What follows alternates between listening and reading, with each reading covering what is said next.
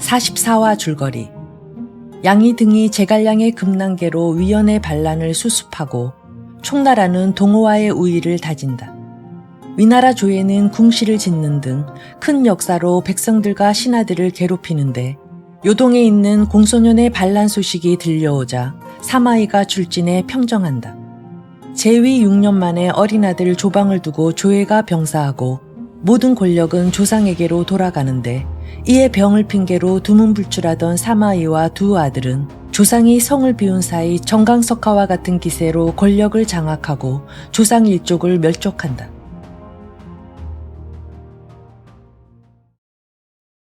제88장 송건병사. 사마의가 조상의 무리와 그 삼족을 멸하고 방을 걸어 안민하기를 마치고 난 뒤에 위주 조방은 그로 승상을 삼고 구석을 더하였다. 사마의가 사양하며 받으려 하지 않는다. 그러나 조방이 고집하며 사마의 부자 세 사람에게 명하여 함께 국사를 다스리도록 하였다.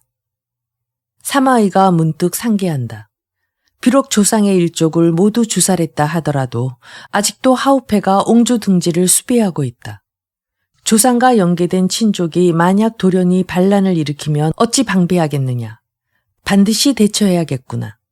즉시 조서를 내려 사자를 옹주로 보내 정서장군 하우페를 낙양으로 불러들여 의논할 일이 있다고 한다.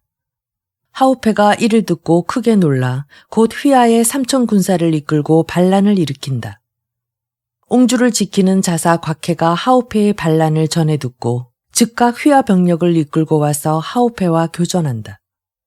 곽해가 말을 타고 나와서 크게 꾸짖는다. 너는 대위의 황족이고 천자께서도 너를 버리지 않으셨거늘 무슨 까닭으로 배반하느냐.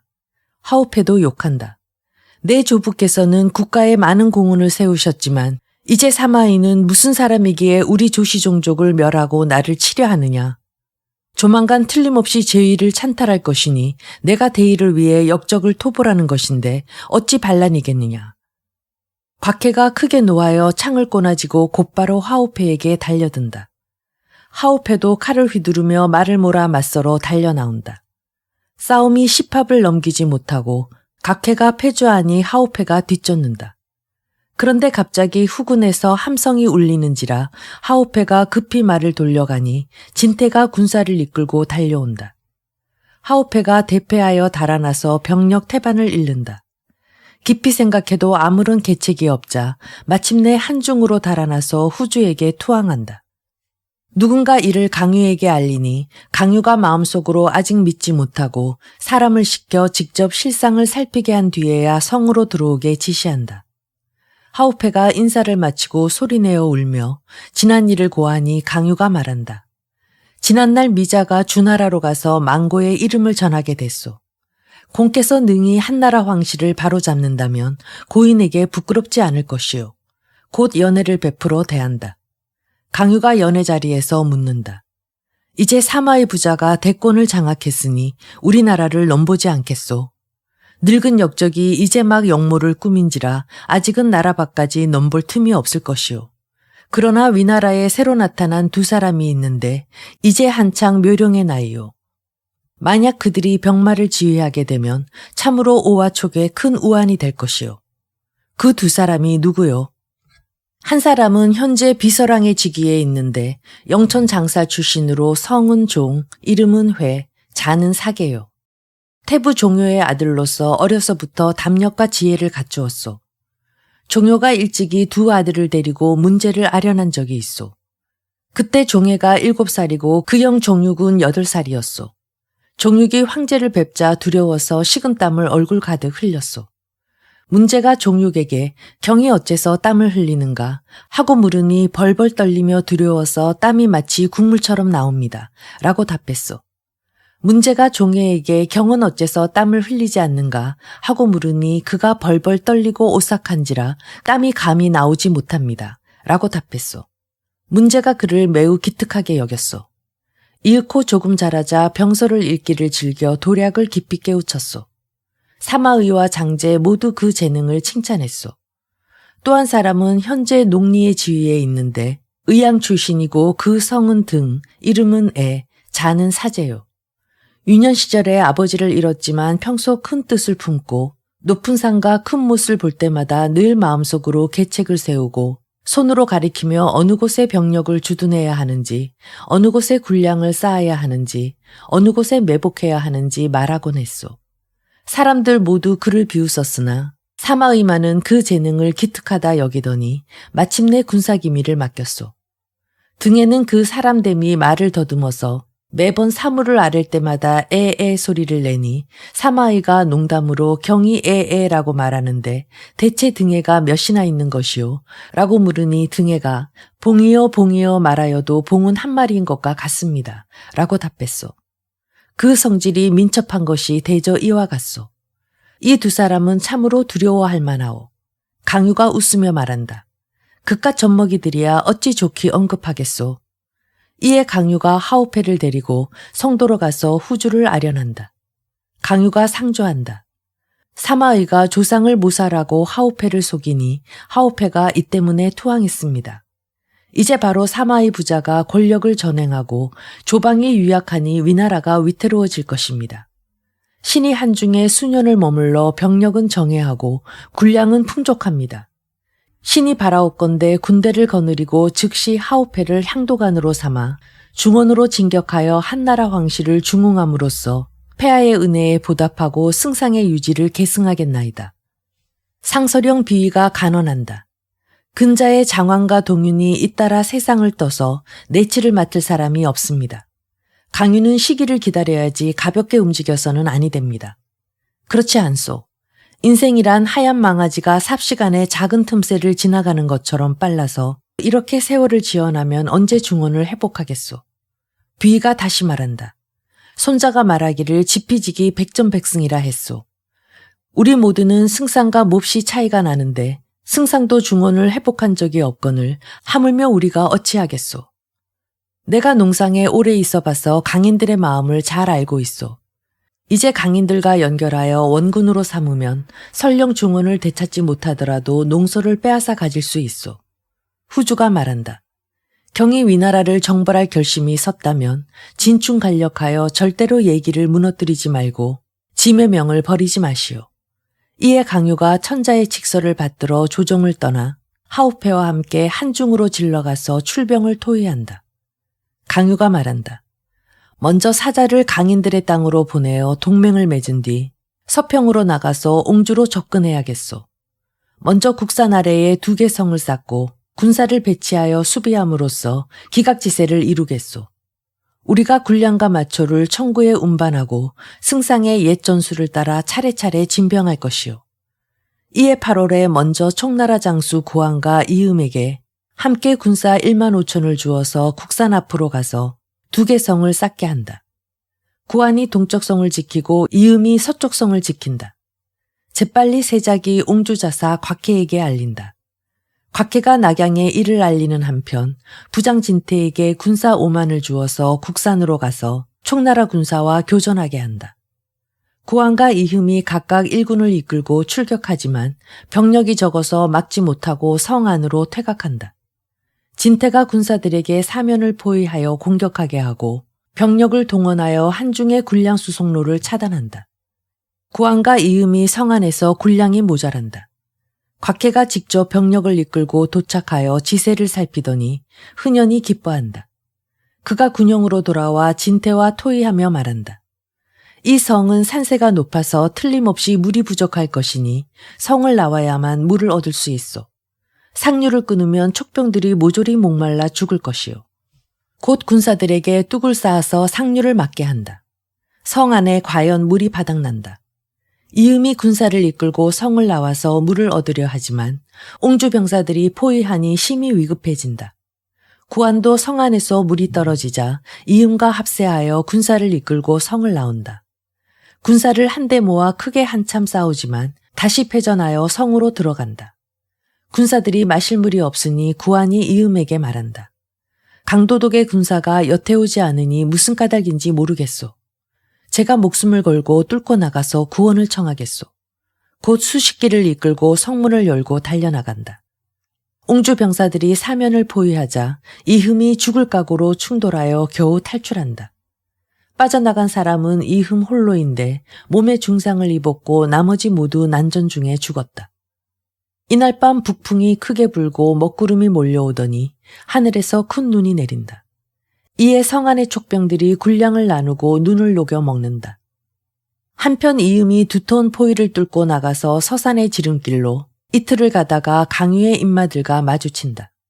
이음이 말에서 내려 땅에 엎드려 고한다.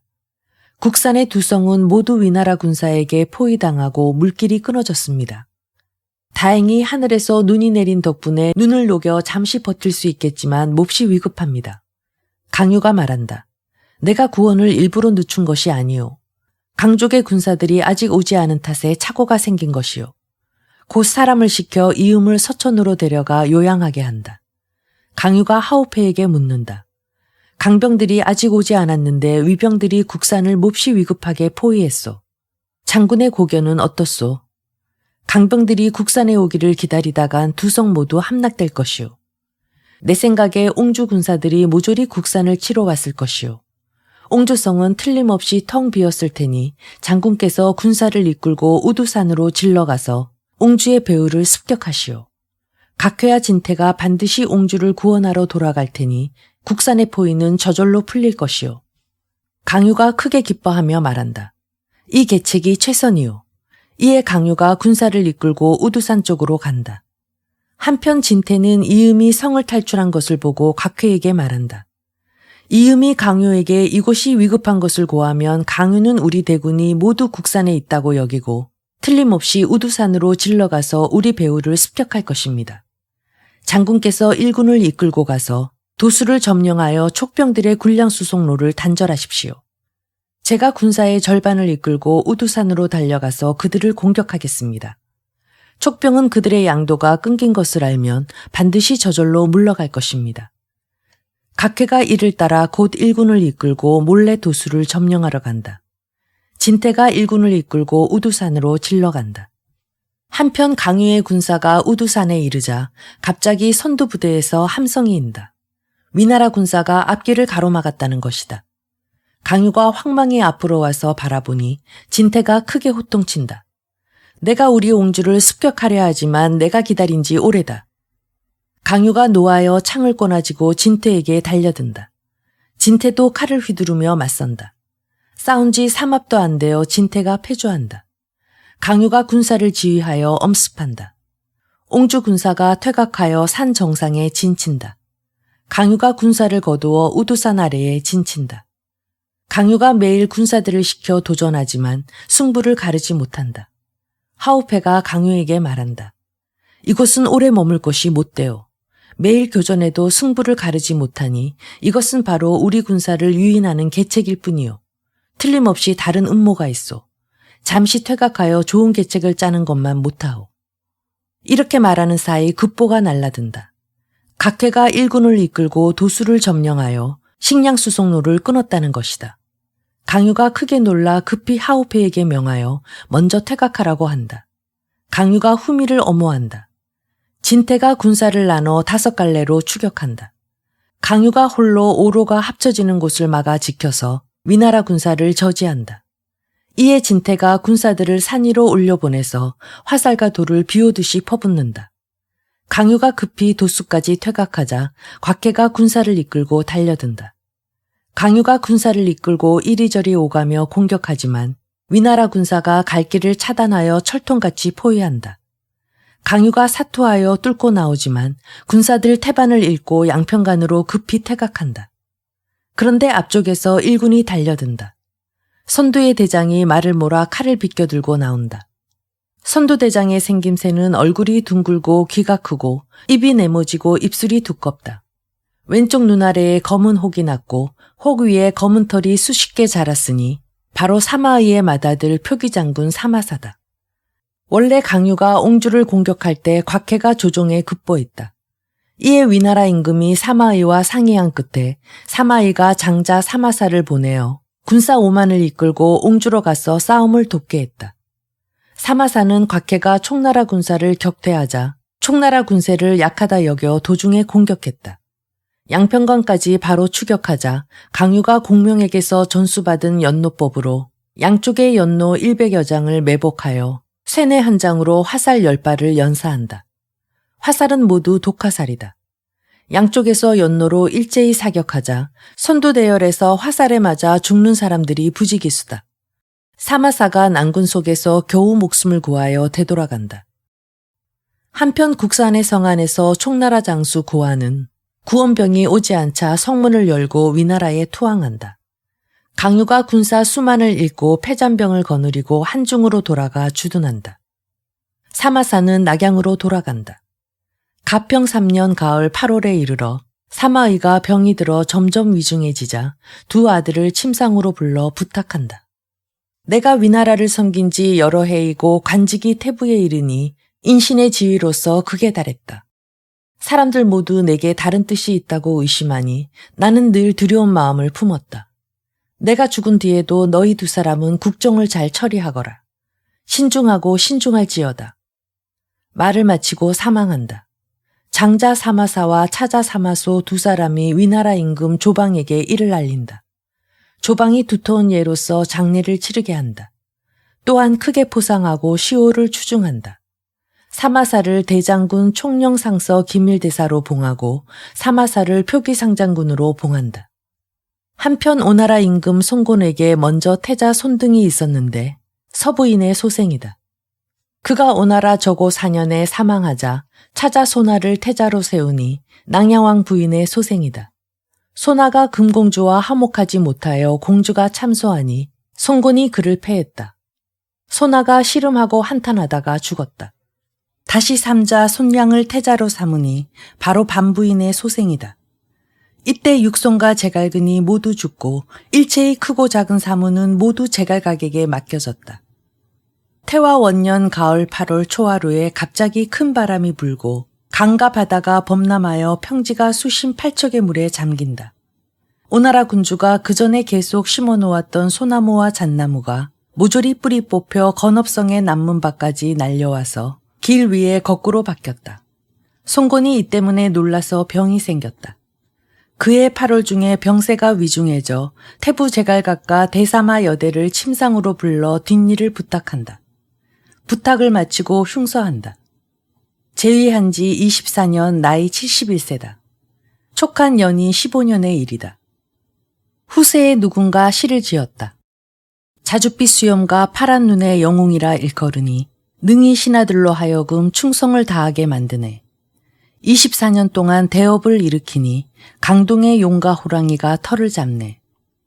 송건이 죽자 제갈각이 손량을 황제로 세우고 천하에 크게 사면을 내린다. 연호를 대응 원년으로 고친다. 송건에게 대왕제의 시호를 바치고 장릉에 안장한다. 재빨리 세작이 이 일을 탐지하여 낙양에 들어가 알린다. 사마사가 송건의 사망을 듣고 군사를 일으켜 오나라를 정벌할 것을 의논한다. 상서 부가가 말한다. 오나라는 장강이 험준하여 선제께서 누차 정벌하셨으나 모두 뜻을 이루지 못하셨습니다. 제각기 변경을 지키는 것을 상책으로 삼는 것만 못합니다. 사마사가 말한다. 하늘의 도는 30년에 한 번씩 변한다 했소. 어찌 황제들이 삼국에 정립할 수 있겠소. 나는 오나라를 정벌하겠소. 사마소가 말한다. 이제 송곤이 죽은 지 얼마 안 되고 손량은 어리고 나약하니 이 틈을 타야 하오. 마침내 정남대장군 왕길에게 명하여 군사 10만을 이끌고 동응을 치게 하고 관구검에게 명하여 군사 10만을 이끌고 무창을 치게 한다. 3개 방면으로 진발한다. 또한 아우 사마소를 대도독으로 삼아 삼노의 군마를 총지휘하게 한다. 이해 겨울 10월에 사마소의 군대가 동호의 변경에 이르러 인마를 주둔하고 사마소가 왕욱, 호준, 관구검을 군막으로 불러들여 토의하며 말한다. 동호에서 가장 중요한 곳은 동훈군뿐이요. 이제 그들이 큰 둑을 쌓고 좌우에도 큰 성을 쌓아서 소호의 후면을 치는 것을 방비하고 있으니 공들께서 신중하게 작전하시오. 곧 왕길과 관구검에게 명하여 각각 군사 1만을 이끌고 좌우에 포진하게 한다. 우선은 진발하지 말고 동훈군을 함락하기를 기다려 그때 일제히 진군하게 한다. 왕길과 광구검 두 사람이 명령을 받고 떠난다. 사마소가 또한 호준을 선봉으로 세우고 삼노의 병마를 총지휘하여 진군한다. 먼저 부교를 놓아 동훈군의 큰 뚝을 점령하려 한다. 좌우의 두 성을 탈취하면 큰 공이 된다. 호준이 군사를 거느리고 부교를 놓으러 간다. 한편 오나라의 태부 제갈각이 위나라 군사가 삼노로 나눠오는 것을 듣고 사람들을 불러 모아 상의하니 평북장군 정봉이 말한다. 동웅은 동호의 기묘한 처소이니 만약 잃는다면 곧 남창과 무장이 위태롭습니다. 제갈각이 말한다. 이 말씀이 내 생각과 같소. 공께서 수병 3천을 거느리고 강물을 따라가시오. 뒤따라 여거, 당자, 유찬에게 각각 보병 1만을 거느리고 삼로로 나눠 도우러 가라 하겠소. 연주포 소리가 들리거든 일제히 진격하시오. 내가 직접 대군을 이끌고 뒤따라 가겠소. 정봉이 명령을 듣고 즉시 수병 3천을 이끌고 30척의 배에 나눠 타고 동흥으로 간다. 한편 호주는 부교를 건너서 뚝 위에 군사를 주둔하고 황가와 한종을 보내 두 성을 치게 한다. 왼쪽 성은 오나라 장수 전역이, 오른쪽 성은 오나라 장수 유략이 지킨다. 이 두 성은 높고 험준한 데다 견고하여 거세게 공격해도 함락시키지 못한다. 전역, 유략 두 사람은 위나라 군세가 큰 것을 보고 감히 나가서 싸우지 못하고 성을 사수한다. 한편 호주는 서주에 영체를 세운다. 이때 날씨가 몹시 춥고 하늘에서 대설이 내려 호준이 장수들과 성대한 연회를 연다. 그런데 누군가 보고하기를 강물 위로 30척의 배가 다가온다는 것이다. 호준이 영체를 나서서 바라보니 그 배들이 점점 강둑으로 접근하는데 배마다 약 100사람이 탔다. 곧 군막으로 들어와 여러 장수에게 이른다. 고작 3천인에 불과하니 무엇이 두렵겠소. 다만 부장에게 명하여 계속 정탐하게 하고 자신은 그대로 음주한다. 정봉이 선단을 일자 형태로 강물 위에 전개하더니 부장들에게 이른다. 대장부가 공명을 세우겠다면 바로 오늘이 그 기회다. 곧 군사들에게 옷과 갑옷을 벗고 투구를 벗은 뒤 긴 창이나 큰 국도 쓰지 말고 오로지 단도를 휴대하라 한다. 위나라 군사가 이를 보고 크게 웃으며 더욱 대비하지 않는다. 갑자기 연주포가 세 차례 울리자 정봉이 칼을 쥐고 앞장서 강뚜기로 한 번에 펄쩍 뛰어오른다. 군사들이 모두 단도를 뽑아들고 정도를 따라서 강둑을 올라서 위나라 영체로 돌입한다. 위나라 군사가 미처 손쓰지 못하는데 한종이 급히 군막 앞에 대극을 들고 맞서다가 깊숙이 침입한 정봉이 휘두른 칼에 베어서 땅에 고꾸라진다. 황가가 왼쪽에서 돌아 나와 황망이 창을 들고 정봉을 찌르려 하지만 정봉이 창자루를 낚아채서 막는다. 황가가 창을 버리고 달아나다가 정봉이 던진 칼이 왼쪽 어깨에 명중하여 황가가 뒤로 넘어진다. 정봉이 뒤쫓아서 창으로 찌른다. 오나라 군사 3천이 위나라 영체에서 자충우돌한다. 호준이 급히 말을 타고 길을 뚫어 달아난다. 위나라 군사가 우르르 부교 위로 몰려가지만 부교는 이미 끊어져 있어 태반이 물에 빠져 죽는다. 눈 위에 죽어 쓰러진 이들이 부지기수다. 수레, 말, 무기 등을 모조리 오나라 군사가 노획한다. 사마소, 왕길, 광구검이 동흥의 패전을 듣고 군사를 끌고 퇴각한다. 한편 제갈각이 군사를 이끌고 동흥에 이르러 군사를 거두고 호계한 뒤 여러 장수들을 불러 모아 말한다. 사마소가 패전하여 북쪽으로 돌아가니 이제야말로 이 기세를 타고 중원으로 진격할 좋은 때요. 곧 사람을 총나라로 보내어 강유에게 진군하여 북쪽을 공격하라 요청한다. 그리하여 천하를 같이 나눠 갖자는 것이다. 동시에 20만 대군을 일으켜 중원을 정벌하러 간다. 출발할 때 갑자기 한 줄기 하얀 기운이 땅에서 일어나서 삼군을 차단하니 옆 사람의 얼굴도 못 알아본다. 장현이 말한다. 이 기운은 햇무리인데 군사를 잃을 징조입니다. 태부께서 조정으로 돌아가십시오. 위나라 정벌은 불가합니다. 제갈각이 크게 노하여 말한다. 내가 감히 불리한 말을 내뱉어 우리 근심을 흐트리느냐. 무사들에게 호통쳐서 처형하라 한다. 모두가 그의 목숨을 살려달라 하니 제갈각이 장현을 서인으로 패하고 군사들을 전진하라 더욱 다그친다. 정봉이 말한다. 위나라에서 신성이 가장 중요한 관문이니 이 성을 선취하면 사마소의 간담이 깨질 것입니다. 제갈각이 크게 기뻐하며 군사들을 재촉하여 신성으로 직행한다. 신성을 지키는 아문 장군 장특은 오나라 대군이 오자 성문을 닫고 굳게 지킨다. 제갈각이 군사들에게 사면을 포위하라 한다. 재빨리 유성마가 낙양으로 보고하러 달려간다. 주부 우송이 사마사에게 고한다. 이제 제갈각이 신성을 포위했으나 아직은 싸워서는 안 됩니다. 오나라 군사가 멀리서 오니 사람은 많고 양식은 적어 양식이 바닥나면 저절로 물러갈 것입니다. 그들이 퇴각하기를 기다린 뒤 공격하면 완전한 승리를 거둘 것입니다. 그러나 총나라 군사가 국경을 침범하는 것만은 방비해야 합니다. 사마사가 그 말을 받아들여 곧 사마소는 곽해를 도와 총나라의 강유를 막게 하고 관구검과 호주는 오나라의 군사를 막게 한다. 한편 제갈각은 몇 달에 걸쳐 신성을 공격해도 함락하지 못하자 장수들에게 명하여 힘을 모아 신성을 치라 하고 태만한 이는 당장 참하겠다 한다. 이에 여러 장수가 힘을 내어 공격하니 신성의 동북쪽이 곧 함락되려 한다. 장특이 성 안에서 꾀를 내어 언변이 뛰어난 사람을 시켜 문서들을 가지고 오나라 진영으로 가서 제갈각을 만나서 고하게 한다.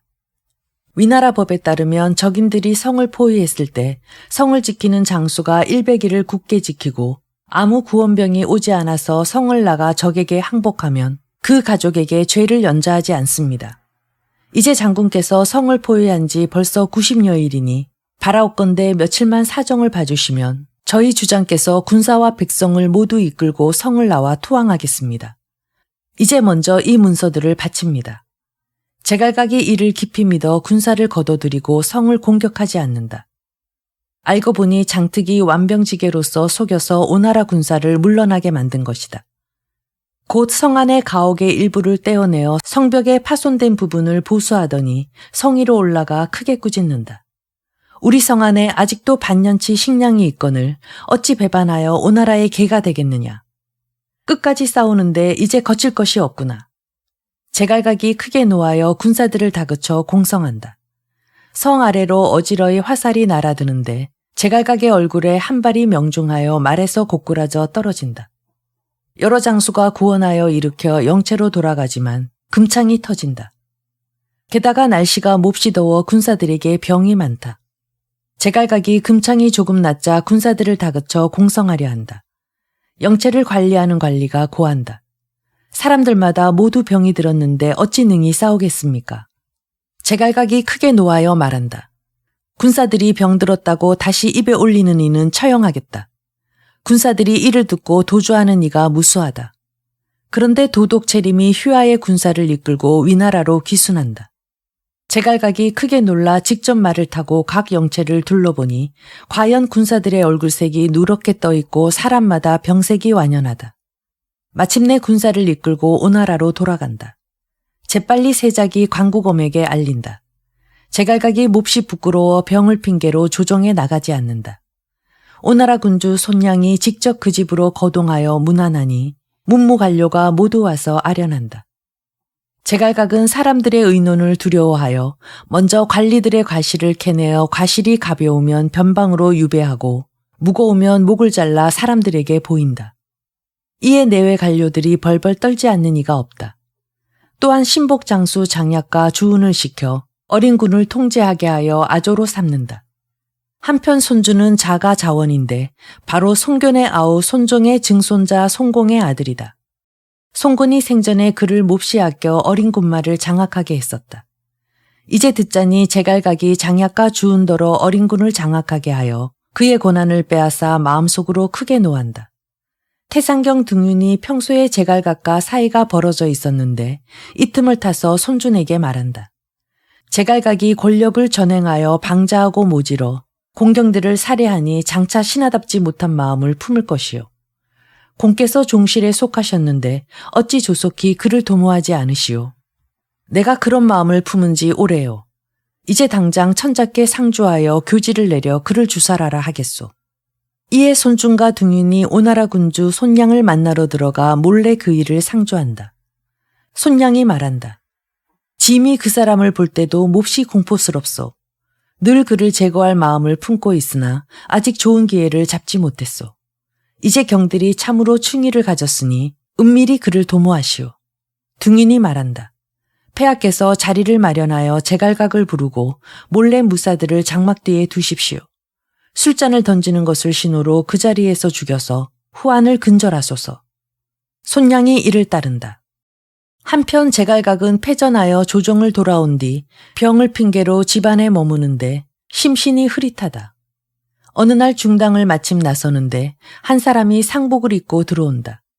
제갈각이 그에게 호통을 치니 그가 크게 놀라 어쩔 줄 모른다. 제갈각이 그를 붙잡아 고문하니 그가 고한다. 저는 이제 막 부친상을 당하여 성으로 들어가 중을 불러 명복을 빌려 하였습니다. 처음에 이곳이 절인 줄 알고 들어온 곳이지 태부의 부중일 줄은 생각지도 못했습니다. 어쩌다 이곳에 오게 됐는지 모르겠습니다. 제갈각이 노하여 문을 지키는 군사를 불러 물으니 그 군사가 고한다. 저를 비롯한 수십인이 모두 문을 지키는 일을 맡아 여태 잠시도 자리를 비운 적이 없었지만 한 사람도 들어오는 것을 못 보았습니다. 제갈각이 노하여 모조리 처형한다. 이날 밤 제갈각이 잠자리에 누워도 불안한데 호련히 본체 앞에서 천둥 같은 소리가 들린다. 제갈각이 직접 나가서 바라보니 대들보가 두 동강 났다. 제갈각이 놀라서 침실로 돌아오니 갑자기 한바탕 음산한 바람이 불어오면서 그가 죽인 성문수비 군사들 수십인이 베옷을 입고 그들의 잘린 머리를 손에 들고 목숨을 살려내라 한다. 제갈각이 놀라서 바닥으로 쓰러졌다가 한참 지나서야 깨어난다. 다음날 이른 아침 얼굴을 씻는데 물에서 피비린내가 몹시 난다. 제갈각이 몸종을 꾸짖어 연거푸 물동이를 수십 차례 바꾸지만 모두 다름없이 냄새가 난다. 제갈각이 놀라고 의심하고 있는데 천자의 사자가 와서 천자가 태부 제갈각을 연회에 부른다 전한다. 제갈각이 수레를 준비하라 명하여 부중을 나가려 하는 참에 누런 개 한 마리가 나타나 옷을 물고 앵앵 소리를 내니 마치 곡하는 듯하다. 제갈각이 노하여 말한다. 이놈의 개가 나를 놀리느냐. 좌우의 사람들을 꾸짖어 개를 내쫓더니 마침내 수레를 타고 부중을 나간다.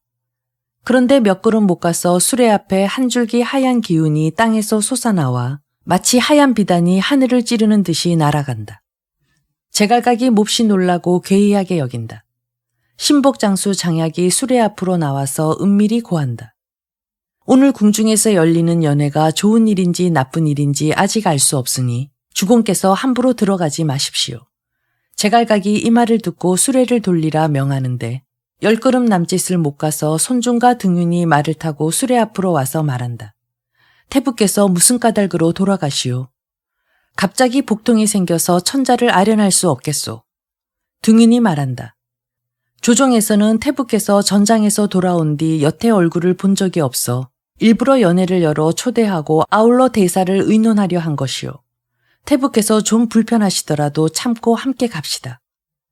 제갈각이 그 말을 따라 마침내 손준 등윤과 함께 궁궐로 들어가고 장약도 따라 들어간다. 제갈각이 오나라 군주 손냥을 만나 인사를 마치고 자리로 가서 앉는다. 손냥이 술을 권하자 제갈각이 의심하여 사양한다. 병든 몸이라 술을 견디지 못하옵니다. 손준이 말한다. 태부의 부중에서 날마다 복용하는 약주를 가져다가 마시면 되지 않겠소? 그러면 되겠소. 곧 종인을 부중으로 돌려보내어 직접 담근 약주를 가져오니 제갈각이 비로소 방심하고 마신다. 술잔이 몇 차례 돌자 오나라 군주 손냥은 이를 핑계로 먼저 일어난다. 손주는 정각을 내려가 긴 옷을 벗고 짧은 옷으로 갈아입고 그 안에 갑옷을 두르고 손에 날카로운 칼을 들고 정각을 올라가 크게 외친다. 천자께서 역적을 주살하라 조서를 내리셨다. 제갈각이 크게 놀라 술잔을 바닥에 던지고 검을 뽑아 맞서려 하지만 머리가 벌써 잘려 바닥에 떨어진다. 손준이 제갈각을 참하는 것을 보고 장약이 칼을 휘두르며 달려든다. 손준이 민첩하게 칼끝을 피하지만 왼쪽 손가락을 다친다. 손준이 몸을 돌려 한 칼에 장약의 오른쪽 어깨를 벤다. 무사들이 우르르 몰려나와 장약을 베어 넘어뜨려 조각내어 다진 고기처럼 만든다. 손준이 무사들을 시켜 제갈각의 가족을 잡아들이는 한편 사람들을 시켜 장약과 제갈각의 시신을 돗자리에 둘둘 말아서 작은 수레에 싣고 나가 남문 밖 석자강 어느 버려진 무덤 구덩이 속에 버리게 한다. 한편 제갈각의 처가 방 안에 있는데 심신이 어지럽고 움직임이 편치 못하다. 갑자기 여종 하나가 방으로 들어오니 제갈각의 처가 묻는다. 내 온몸에서 어찌 피비린내가 나느냐. 그 여종이 돌연 노려보고 이를 갈며 몸을 날려 뛰어올라 머리를 기둥에 부딪혀 절규한다. 나는 바로 제갈각이요. 간사한 역적 손준에게 모살당했소. 제갈각에 온 집안의 남녀노소가 놀라서 어쩔 줄 모르며 목 놓아 슬피 운다. 잠시 뒤 군사들이 몰려와 저택을 포위하고 온 집안의 남녀노소를 모두 포박하여 저작거리로 끌고 가서 참수한다. 이때가 오나라 건흥 2년 겨울 10월이다. 지난날 제갈그는 생전에 제갈각이 총명하고 남들보다 몹시 뛰어나자 탄식했다. 이 아이는 집안을 보존할 인물은 못 되겠구나. 또한 위나라 광록대부 장집이 일찍이 사마사를 만나 말했다. 제갈각은 머지않아 죽게 될 것입니다. 사마사가 그 까닭을 물으니 장집이 말했다. 위세가 그 주공을 뒤흔드는데 어찌 오래 가겠습니까? 한편 손준이 제갈각을 죽이자 오나라 군주 손량이 손준을 승상대장군 부춘으로 봉하여 내외의 군사들을 총지휘하게 한다. 이로부터 권력이 모두 손준에게 돌아간다. 한편 강유는 송도에서 제갈각의 서신을 접하자 오나라를 도와서 위나라를 정벌하려 한다.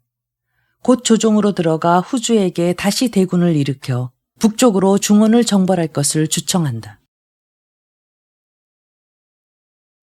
제89장 용봉 한삼. 중원으로 뻗어있는 강유의 일편단심은 어느 때나 쉬지 않고 틈만 노리고 있었다. 때는 한나라 연희 16년 가을이다. 강유는 20만 대군을 일으키고 요하 장익으로 좌우 선봉을 삼고 하우패로 참모를 삼고 장의로 운양사를 삼아 군사를 거느리고 양평간을 나가 위나라를 치기로 하였다. 강유는 하우패에게 상의한다. 지난번에 옹주를 공격했지만 이기지 못하고 돌아왔소. 이제 다시 출병하면 그들은 틀림없이 준비를 했을 것이요. 공의 고견을 듣고 싶소. 농상의 여러 군 가운데 남한의 전량이 가장 많소. 만약 그곳을 선취하면 좋기 근본으로 삼을 수 있소. 지난번에 이기지 못하고 온 것은 큰 원인이 강인들의 군사가 오지 않은 것이요. 이제 사람을 먼저 보내어 농우에서 강인들과 합세한 뒤 진격하여 서경으로 나가서 동정을 따라 남한을 바로 취해야 하오. 강유가 크게 기뻐하며 말한다. 공의 말씀이 절묘하오. 곧 각정을 사자로 삼아서 황금구슬과 총나라 비단을 가지고 강인의 땅으로 가서 강왕과 맹호를 맺게 한다. 강왕 미당이 예물을 받자 곧 군사 5만을 일으켜 강나라 장수 아하소가를 손봉으로 삼아 군사를 이끌고 남한으로 가게 한다.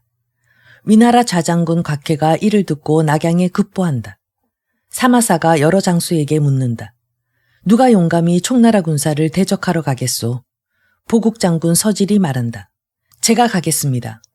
사마사가 평소 서질의 용용이 남다름을 알기에 마음속으로 크게 기뻐하며 즉시 서질을 선봉으로 삼고 사마소를 대도독으로 삼아 군사를 거느리고 농서를 향해 진발하게 한다. 군사가 동정에 이르러 마침 강유와 조우하여 양쪽 군대가 전투태세를 갖춘다. 서질이 산을 쪼갤 듯이 큰 도끼를 들고 말을 타고 도전한다. 총나라 진영에서 요하가 출격한다. 싸움이 불과 몇 탑을 못 넘겨 요하가 칼을 늘어뜨리고 달아나서 오니 장익이 말을 몰아 창을 꼬나지고 서질을 영격한다. 싸움이 몇 탑 지나지 않아 장익도 패하여 총나라 진영으로 달아난다. 서질이 군사를 지휘하여 엄습하니 총나라 군사가 대패하여 30리 남짓 퇴각한다. 사마소도 군사를 거두어 각자 진을 친다. 강유가 하우패와 상의한다. 서질이 심히 용맹하니 무슨 수로 그를 잡아야겠소. 내일 지는 척하여 복병을 이용하는 계책으로 이길 수 있소. 사마소는 중달의 아들인데 어찌 병법을 모를 리 있겠소. 엄폐된 지세를 보면 틀림없이 추격하지 않을 것이요. 내가 보니 위나라 군사가 누차에 걸쳐 아군의 군량 수송로를 끊었으니 이제 오히려 그 계책을 이용하여 유인하면 서질을 참할 수 있어. 곧 요하에게 이렇게 저렇게 분부하고 장익에게도 이렇게 저렇게 분부한다. 두 사람이 병력을 이끌고 떠난다. 그러면서 병사들을 시켜 길에 새로 만든 마름새를 뿌리고 영체 밖에 녹각을 많이 설치하여 장기전에 대비함을 보여준다. 서질이 날마다 군사를 이끌고 싸움을 걸지만 총나라 군사가 나오지 않는다. 정찰병이 사마소에게 보고한다. 총나라군이 철롱산 뒤에서 모구유마를 써서 군량을 운반하여 장기전을 도모하며 강족 군사가 오기만을 기다립니다. 사마소가 서지를 불러 말한다. 지난날 총나라를 이긴 것은 그들의 양도를 끊어서요. 이제 총나라가 철롱산 뒤에서 군량을 운송하니 그대가 오늘 밤 군사 5천을 거느리고 그 양도를 끊으면 총나라군은 저절로 물러날 것이요. 서질이 명령을 받아 초경 무렵에 군사를 이끌고 철롱산으로 가니 과연 총나라 병사 200여인이 100여량의 모구유마를 몰고 군량을 적재하여 간다. 위나라 군사가 한바탕 함성을 지르고 서질이 앞장서 가로막으니 총나라 군사가 군량을 모두 버리고 달아난다. 서질이 병력을 나눠 절반은 군량을 노획하여 영체로 돌아가고 서질이 나머지 절반을 이끌고 추격한다. 추격이 십리를 지나지 않아 앞쪽에 수레와 병장기가 놓여져 갈 길을 막아놓았다. 서질이 군사를 시켜 말에서 내려 수레와 병장기를 살피는데 호련히 양쪽에서 불길이 치솟는다. 서질이 급히 말머리를 돌려 달아나지만 뒤쪽의 산소 외지고 좁은 곳에도 수레와 병장기 따위가 갈 길을 차단하고 불빛이 솟아오른다. 서질을 비롯한 이들이 연기를 무릅쓰고 불길을 뚫어 말을 몰아나간다. 한 차례 포성이 울리더니 양쪽에서 군사가 달려든다. 왼쪽은 요하가, 오른쪽은 장익이 한바탕 크게 무찌르니 위나라군이 대패한다. 서질이 죽기 살기로 싸워 홀로 달아나지만 사람도 말도 지친다. 한참 달아나는데 그 앞으로 한 무리 군사가 몰려오니 바로 강유가 이끄는 군사다. 서질이 크게 놀라 미처 손쓰지 못하는 사이에 강유가 창으로 찌르니 서질이 말 아래로 고꾸라진다. 서질이 나눈 나머지 절반의 군사들도 군량을 노획하여 가다가 역시 하오페에게 잡혀서 모조리 토항한다. 하오페가 위나라군의 갑옷을 벗겨서 총나라 병사들에게 입히고 위나라군의 말들을 타게 하여 위나라군의 깃발을 들고 지름길을 따라 위나라 영체로 질러간다. 위나라군이 자대병력이 돌아오는 줄 알고 문을 열어 들어오게 하니 총나라군이 영체 안으로 세도한다. 사마소가 크게 놀라 말에 오르는데 앞쪽에서 요하가 달려든다. 사마소가 전진하지 못하여 급히 물러나려 하지만 강유가 군사를 이끌고 지름길을 따라 세도한다. 사마소가 사방으로 길이 없어 어쩔 수 없이 군사를 이끌고 철롱산으로 올라 점거하여 지킨다. 원래 이 산에는 길이 한 갈래 있는데 사방이 모두 험준하여 오르기 어렵고 그 위에 오로지 샘이 하나 있어 겨우 수백 사람이 마실 수 있다. 이때 사마소의 수하에 6천 군사가 있는데 강유가 길 입구를 차단하여 산 위의 샘물까지 갈 수 없었다. 사마소가 하늘을 우러러 장탄식한다. 내가 이곳에서 죽겠구나. 곁에서 주부 왕도계가 말한다. 지난날 경공이 포위됐을 때 우물에 절하여 샘물을 얻었습니다. 장군께서 왜 그를 본받지 않으십니까? 사마소가 그 말을 따라 곧 산 위의 샘물가로 가서 거듭 절하며 축원한다. 제가 천자의 조서를 받들어 총나라군을 물리치려 왔사오니 만약 제가 죽어야 마땅하여 감천이 고갈되면 저는 스스로 목을 베고 저희 군사들은 모조리 투항시키겠습니다. 만약 저의 목숨과 운수가 아직 끝나지 않았다면 바라옵건대 창천이시여 어서 감천을 샘솟게 하시어 무사람의 목숨을 살려주소서. 축원을 마치자 샘물이 용출하니 이를 길어서 갈증을 푼다. 이로써 인마들이 죽지 않는다. 한편 강유는 산 아래에서 위나라군을 포위하여 여러 장수들에게 말한다. 지난날 승상께서 상방곡에서 사마이를 잡지 못하여 내가 몹시 한스러워했소. 이제 사마소가 틀림없이 내게 잡힐 것이요. 한편 각해는 사마소가 철롱산 위에서 포위당한 것을 듣고 군사를 이끌고 가려 한다. 진태가 말한다. 강유가 강족의 군사와 회합하여 남한을 선취하려 합니다. 이제 강병이 왔는데 장군께서 철병하여 구원하러 가면 강병이 그 틈을 타서 우리 배후를 습격할 것입니다. 먼저 사람을 강인들에게 거짓으로 항복시켜 중간에서 공작하게 하십시오. 이들 강병을 물러나게 해야 비로소 철롱의 포위를 구원할 수 있습니다.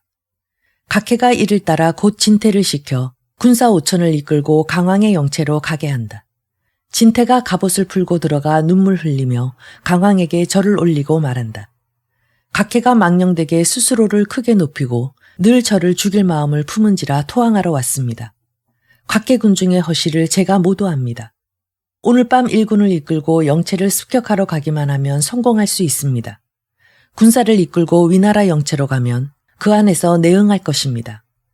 강왕미당이 크게 기뻐하며 곧 아하소가에게 명하여 진태와 함께 위나라 영체를 습격하라 한다. 아하소가가 진태에게 지시하여 항복한 병사들을 뒤에 두고 진태로 하여금 강병을 이끌고 선두에 서게 한다. 이날 밤 이경에 마침내 위나라 영체에 이르니 영문이 크게 열려 있다. 진태가 홀로 말을 타고 먼저 들어간다. 아하소가가 말을 몰아 창을 잡고 영체로 따라 들어가다가 외마디 비명을 지르고 사람과 말이 함께 함정 속으로 거꾸로진다. 진태가 뒤에서 달려들고 각해가 왼쪽으로 달려드니 강병들이 대혼란에 빠져 서로 짓밟아 죽은 이가 무수하고 살아남은 이는 모두 항복한다. 아하소가는 스스로 목을 베어 죽는다. 각해와 진태가 군사를 이끌고 강인들의 영체로 곧바로 세도하니 강왕미당이 급히 군막을 나와 말에 오르다가 위나라 군사들에게 사로잡혀 각해 앞으로 끌려간다. 각해가 황망히 말에서 내려서 친히 그 결박을 풀어주고 좋은 말로써 위무한다. 조정에서 평소 공을 충의롭다 여겼거늘 이제 무슨 까닭으로 총나라 사람들을 돕는 것이요. 미당이 부끄러워하며 죄를 청한다. 이에 각해가 미당에게 말한다. 공께서 이제 선두에 서서 철롱산의 포위를 풀러가서 총나라 군사를 물리치면 내가 천자께 상조하여 공께 두터운 포상을 내리게 하겠소. 미왕이 이를 따라 강병들을 이끌고 앞서고 위나라군이 뒤따라 철롱산으로 달려간다. 시각이 이경에 이르러 먼저 사람을 보내어 강유에게 알리니 강유가 크게 기뻐하며 안으로 들어와서 만나자 한다. 위나라군 태반이 강인들 부대 속에 섞여든다. 이들이 총나라 영체 앞에 이르자 강유가 대군은 모두 영체 밖에 머물라 하고 미당은 100여 명을 이끌고 군막 앞으로 오라 한다. 강유 하우페 두 장수가 나가서 맞이한다. 위나라 장수가 미당이 입을 열기를 기다리지 않고 곧바로 배후에서 달려든다. 강유가 크게 놀라 황급히 말을 타고 달아난다. 강인들과 위나라 군사가 일제히 돌입하니 총나라 군이 사방으로 무질서하게 흩어져 각자 목숨을 구하여 달아난다. 강유가 손에 아무 무기가 없고 허리에 부무장으로 활과 화살을 차고 있었는데 황급히 달아나다 보니 화살이 모두 땅으로 떨어져 화살통이 텅 비었다. 강유가 산속으로 달아나자 곽해가 군사를 이끌고 뒤쫓아간다. 강유의 손에 아무 무기도 없는 것을 보고 곽해가 말을 몰아 창을 꼬나지고 뒤쫓는다. 점점 따라붙자 강유가 빈 활시위를 당기니 잇따라 10여 차례 활 쏘는 소리가 들린다. 곽해가 연속하여 피하지만 화살이 날아오지 않자 마침내 강유에게 화살이 없음을 알아차린다. 이에 구리창을 옆에 걸어놓고 화살을 활시위에 매겨서 쏜다. 강유가 민첩하게 피하더니 손으로 잡아서 바로 활시위에 매겨 곽해가 접근하기를 기다려 이마를 향해 힘껏 쏘아 날린다. 곽해가 활시위 소리와 함께 낙마한다. 강유가 말머리를 돌려 곽해를 죽이려 가는데 위나라 군사가 몰려온다. 강유가 미처 죽이지 못하고 다만 곽해의 창을 집어들고 떠난다. 위나라 군사들이 감히 추격하지 못하고 곽해를 구출하여 영체로 돌아간다. 화살촉을 뽑아내지만 피가 그치지 않아 사망한다. 사마소가 산을 내려와 군사를 이끌고 추격하던 도중에 돌아온다. 하우페가 뒤따라 피신하여 강유와 함께 달아난다. 강유가 허다한 인마를 잃고 일로의 영체도 수습하지 못한 채 한중으로 철수한다. 비록 패전했지만 곽해를 사살하고 서지를 격살하여 위나라 위세를 동요시키니 그 공이 그 죄를 덮는다. 한편 사마소가 강족의 병사를 호개하고 그들의 나라로 돌려보낸 뒤 군사를 거두어 낙양으로 돌아가 그영 사마사와 더불어 조정의 권력을 전제하니 신하들이 감히 복종하지 않는 이가 없다. 위나라 군주 조방은 사마사가 조정에 들어오는 것을 볼 때마다 전율에 맞지 않는다. 어느 날 조방이 조회를 여는데 사마사가 검을 차고 정각을 올라오니 조방이 황망히 용상을 내려가 맞이한다. 사마사가 웃으며 말한다. 어찌 임금이 신하를 맞이하는 예법이 있겠습니까? 패하는 부디 마음을 편히 하소서. 잠시 뒤 신하들이 상조하자 사마사가 모두 스스로 판결하며 위나라 군주에게 계조하지 않는다.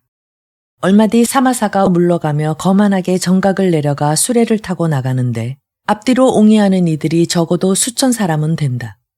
조방이 후전으로 물러나서 좌우를 살펴보니 겨우 3사람이 남아있을 뿐인데 바로 태상하우연, 중서령 이풍, 광록대부 장집이다.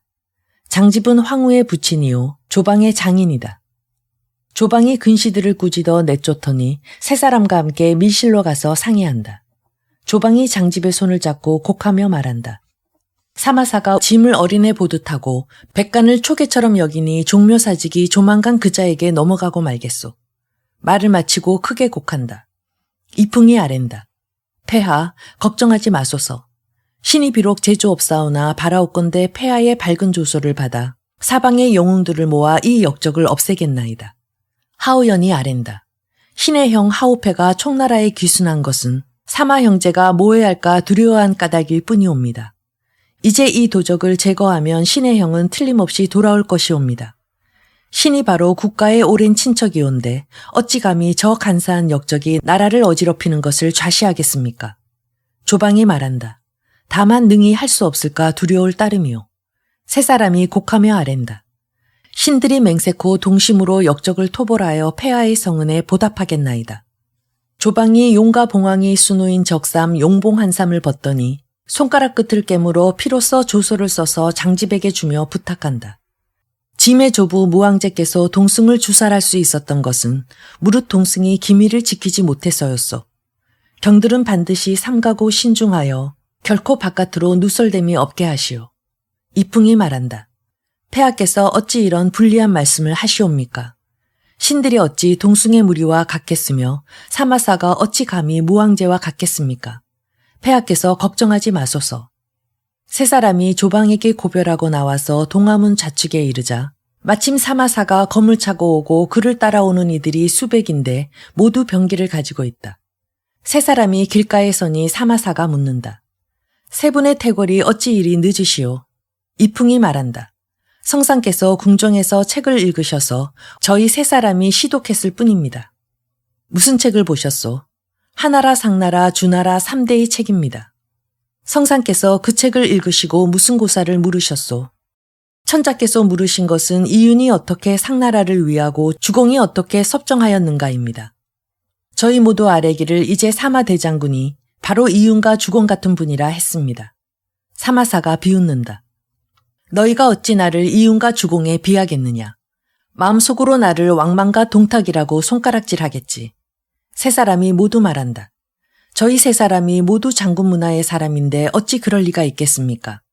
사마사가 크게 노하여 말한다. 너희가 바로 입으로 아첨하는 놈들이구나. 조금 전에 천자와 함께 밀실 안에서 통곡한 것은 무슨 일이냐? 참으로 그런 일이 없습니다.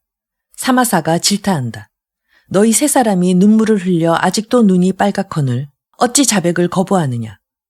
하우현이 거사가 이미 누설된 것을 알고 소리 높여 크게 꾸짖는다. 우리가 곡한 것은 내 놈이 그 주인을 위협하여 장차 찬역을 깨하기 때문이다. 사마사가 크게 노하여 무사들을 호통쳐서 하우현을 잡으라 한다. 하우현이 소매를 걷어붙이고 주먹을 휘두르며 사마사를 때리려 하지만 무사들에게 사로잡힌다. 사마사가 장수들을 시켜 각각을 수색하니 장집의 몸에서 용봉 한 삼이 나오고 그 위에 혈서가 적혀있다. 사마사가 보니 바로 천자의 밀조다. 밀조의 내용이 이러하다. 사마사 형제가 공이 대권을 장악하고 장차 찬역을 도모하오.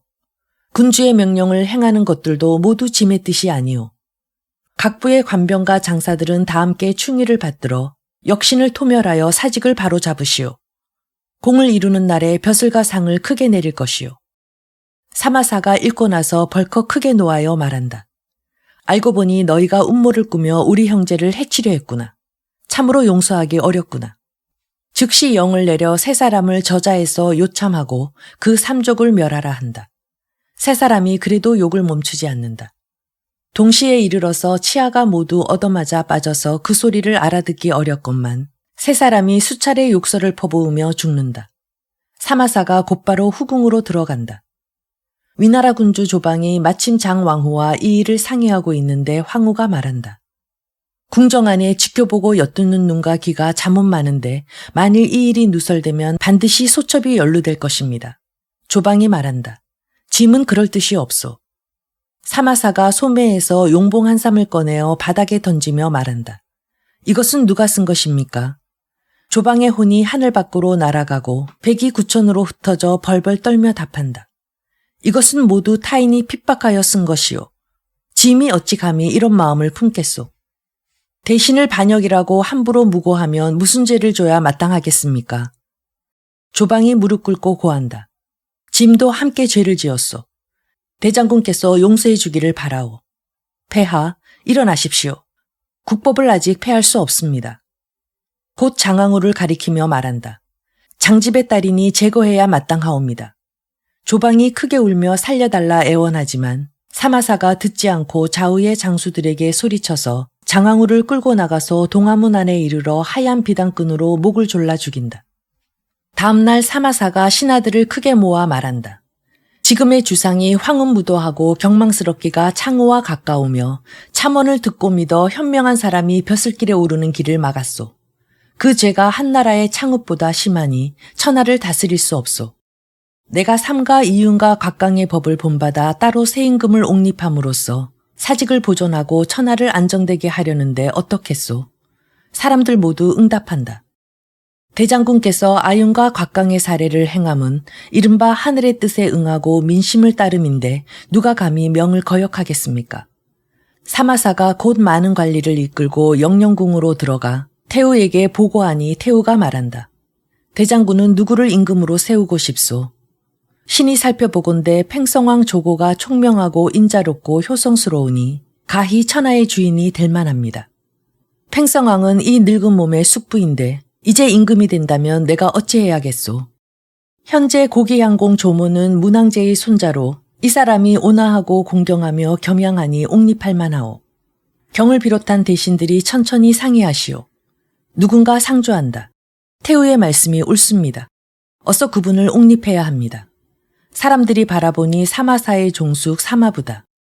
사마사가 곧 사자를 원성으로 보내어 고기향공을 부르게 하고 태우에게 청하여 태국전으로 가서 조방을 불러 꾸짖게 한다. 너는 황운무도하고 경망스럽기가 기녀와 같아서 천하를 이어받을 수 없다. 마땅히 옥새를 내려놓고 다시 왕의 자기로 돌아가야 할 것이니 당장 길을 떠나라. 앞으로 임금의 부르심이 아니면 조정에 들어오는 것을 부러워한다. 조방이 눈물 흘리며 태우에게 절하고 국세를 바친 뒤 왕의 수레를 타고 크게 곡하며 떠난다. 몇몇 충의로운 신하들만이 눈물을 머금고 환송한다. 한편 고기양공 조모는 자가 언사인데 바로 조비의 손자로서 동해정왕 조림의 아들이다. 그날 사마사가 태우의 명으로 오게 하니 문무관료가 서야문 밖에 임금의 수레를 준비하여 절을 올려 영접한다. 조모가 황망히 답례하니 태의 왕숙이 말한다. 주상께서는 답례하시면 아니되옵니다. 나도 인신이건을 어찌 답례를 하지 않겠소. 문무관료가 조모를 부축하여 난가에 태워서 입궁하려 하니 조모가 사양한다. 태우의 조서가 어찌 된 것인지 모르는데 내가 어찌 난가를 타고 입궁하겠소. 결국 걸어서 태국동당까지 가니 사마사가 영접한다. 조모가 먼저 몸을 숙여 절하니 사마사가 급히 부축하여 일으킨다. 문우를 마치고 태우에게 데려가니 태우가 말한다. 내가 보니 너는 어려서부터 제왕의 상을 갖고 있었다. 내가 이제 천하의 주인이 되어야 한다. 반드시 공손하고 부지런하고 절약할 것이며 덕과 인을 베풀어서 선제를 욕보이지 말라. 조모가 2번, 3번 사양하지만 사마사가 문무관료들에게 명하여 조모를 태극전으로 청하여 그날 바로 새 임금으로 옹립하고 연호를 가평 6년에서 정원 원년으로 고친다. 천하에 크게 사면령을 내리고 대장군 사마사에게 황호를 내리며 입조하는데 추창하지 말게 하며 이를 아래매 이름을 부르지 말라 하며 칼을 차고 궁전에 오르게 하는 동시에 문무백관에게도 각기 후하게 상을 내리었다.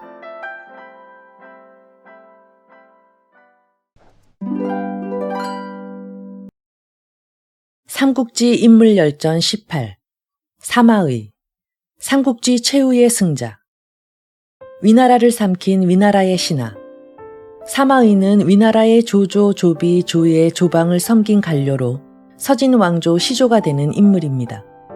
관리로 재능을 보여 조조가 위나라 왕으로 있을 때 둔전제를 건의해 국방을 강화하고 농업 생산력을 안정시키는 데 큰 역할을 합니다. 군사 외교적으로도 능력을 발휘해 위나라를 공격해온 관우를 송곤을 통해 막아내 그의 목을 베는 전략도 구사합니다. 또 제갈량의 북벌을 모두 막아내 삼국지 최후의 승자가 됩니다.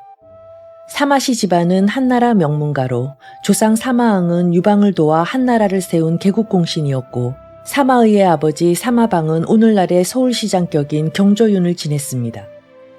사마방은 특히 자식 교육에 힘써 8명의 아들 모두 사마팔달이라 불릴 정도로 인재가 됐고 그중 사마의가 으뜸이었습니다.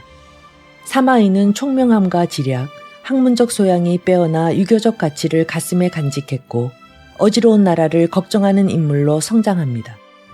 조조는 그런 사마의를 순욱의 권유로 초빙하려 하지만 사마의는 병을 핑계로 거절합니다. 조씨에게 지조를 굽히고 싶지 않았기 때문입니다. 조조는 사마의가 진짜 병에 걸렸는지 확인하기 위해 자객을 보내면서 황급히 도망치려 하면 죽이라고 명합니다. 사마의는 미리 이를 알아채고 꼼짝도 하지 않고 누워 있었습니다. 이후 조조가 승상이 되었을 때 사마의는 불려나갔고 거절하면 가두겠다는 엄포에 결국 문학년에 취임해 조조의 부하가 됩니다. 사마의는 빈틈없이 일을 처리하고 군사를 부리는 데에도 남다른 재능을 보여 즉각 두각을 나타냅니다. 조조는 사마의가 큰 뜻을 품고 있음을 알아채고 그리 신임하지 않습니다. 그가 이리처럼 뒤돌아볼 때 몸은 안 돌아서고 고개만 돌리는 난고상이란 소문을 들은 조조는 사마의를 불러 고개를 돌려보게 해 몸을 움직이지 않고도 얼굴을 똑바로 뒤로 향하는 것을 확인합니다. 또 조조는 말 3마리가 한 구유에서 먹이를 먹는 꿈을 꾸어 매우 언짢아합니다. 말 3마리는 위나라를 멸망의 길로 들게 하는 사마의, 사마사, 사마소를 뜻합니다. 조조는 아들 조비에게 사마의는 다른 사람의 신하가 될 사람이 아니다라며 항상 경계할 것을 충고합니다. 사마의는 조조의 의심을 풀기 위해 하급관리 직무로 밤을 새우며 가축 기르는 일도 마다하지 않으면서 조조를 안심시킵니다. 사마의가 권력의 중심부로 진입할 수 있었던 것은 조조의 장남인 조비의 스승이 되면서부터입니다. 사마의는 능력을 발휘해 조비가 조조의 시험을 통과하고 후계자로 책봉되는 데 기여하면서 황문시랑, 의랑, 승상동조소, 주부로 출세합니다. 조조가 사마의를 싫어하면서도 중용한 것은 제갈량을 대적할 인물은 사마의밖에 없다는 사실을 잘 알고 있었기 때문일 것입니다. 황제가 된 조비는 아버지 조조와 달리 사마의를 매우 신뢰했습니다. 짐이 동쪽에 있을 때는 그대가 서쪽을 맡고 짐이 서쪽에 있을 때는 그대가 동쪽을 맡으시오 라고 할 정도였습니다. 조비가 죽을 때 사마의, 조진, 진군을 불렀고 황태자 조예에게 조서를 내려 이 3명의 신하와 틈이 생기더라도 절대로 의심하지 말라고 당부했습니다. 지략의 제갈량, 인내의 사마의. 소설 삼국지 연의에서 사마의는 제갈량의 꾀에 번번이 당하는 인물로 묘사됩니다. 텅 빈 성 누각에서 유유자적 검은고를 타는 제갈량의 공성계에 속아 도망가고 호로곡에서 매복에 걸렸다가 소나기 덕분에 살아나기도 합니다. 제갈량이 죽은 뒤에는 가짜 묵상에 쫓겨 달아나는 치욕을 겪기도 합니다. 하지만 최고의 지략가 제갈량의 북벌을 6번이나 막아내 최후의 승자가 된 인물은 결국 사마의였습니다. 조조의 아들 조비는 한해 헌제로부터 제위를 넘겨받았지만 6년 뒤에 세상을 떠납니다. 황제가 된 조예는 사마의를 대장군에 임명했고 사마의는 변방인 옹주와 양주에서 병마를 훈련합니다. 언젠가 초계 제갈량이 옹주와 양주를 지나 위나라를 침공할 것을 예상했기 때문입니다. 북벌의 길목이 막히자 제갈량은 위에 첩자들을 보내 사마의가 모반을 꾸미고 있다는 소문을 퍼뜨렸고 황제는 그를 파면시킵니다. 사마의가 제거되기만을 기다렸던 제갈량은 대군을 일으켜 위나라로 쳐들어왔고 사마의가 없는 위군은 패전을 거듭합니다. 그제야 제갈량의 계략을 알아챈 황제 조예는 사마의를 다시 불러들입니다. 사마의는 복귀했지만 제갈량의 기량을 당해낼 수 없었습니다. 연속해서 싸움에 패하자 그는 제갈량의 적수가 되지 못함을 인정하고 수비에만 치중할 뿐 맞서 싸우지 않았습니다. 병력과 물자가 부족해 어떻게든 빨리 싸움을 끝내야 하는 제갈량은 여자옷과 머리 2권을 편지와 함께 보내 제갈량을 자극하고 그에게 모욕을 줍니다. 머리끝까지 화가 치민 사마의는 당장 군사를 일으켜 달려가고 싶었지만 제갈량이 이토록 승부를 내고 싶어하는 건 장기전이 촉에 불리하다는 증거라 생각하고 계속 수비에만 신경 씁니다. 결국 제갈량이 지병인 폐렴의 악화로 숨을 거두면서 최후의 승리는 사마의 것이 됩니다. 인내하고 자중하는 것으로 최고의 지략가를 이긴 것입니다. 사마의의 권력 찬탈. 사마의는 공소년을 토벌하고 귀환하던 도중 위독한 상태이던 조예로부터 급히 도성으로 와달라는 전가를 받습니다. 위의 황제 조예는 사마의와 조상에게 8살 난 태자 조방을 보필해달라고 부탁합니다. 조방이 황제로 즉위하자 사마의와 조상은 조정의 실권을 집니다. 사마의는 문무를 겸비한 비범한 인재인 반면 조상은 황실의 종친일 뿐 큰 재능이 없는 사람이었습니다. 조상은 사마의를 밀어내고 조정 대권을 독차지하려고 사마의를 태부로 올려놓습니다. 태부는 명예로는 최고의 직위지만 아무런 실권이 없는 직책이었습니다. 사마의는 모든 병권을 빼앗기고 감시를 당합니다. 위협을 느낀 그는 중풍을 핑계로 집에서 쉬면서 다른 계획을 준비합니다. 조상은 사마의가 깨병일지도 모른다며 사람을 시켜 사실 여부를 알아보게 했지만 사마의는 연기를 통해 조상을 안심시킵니다. 새해가 되어 조상이 황제와 함께 왕릉을 참배하러 성을 비운 사이 사마의는 때를 놓치지 않고 아들들과 함께 측근 군대를 동원해 궁을 점령한 뒤 성문을 닫아버립니다.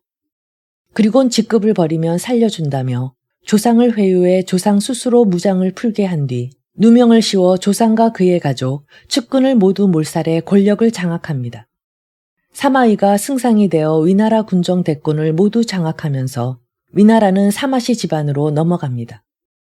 손자인 사마염이 280년 통일제국 서진을 건국하면서 위초고 삼국시대는 끝을 맺습니다.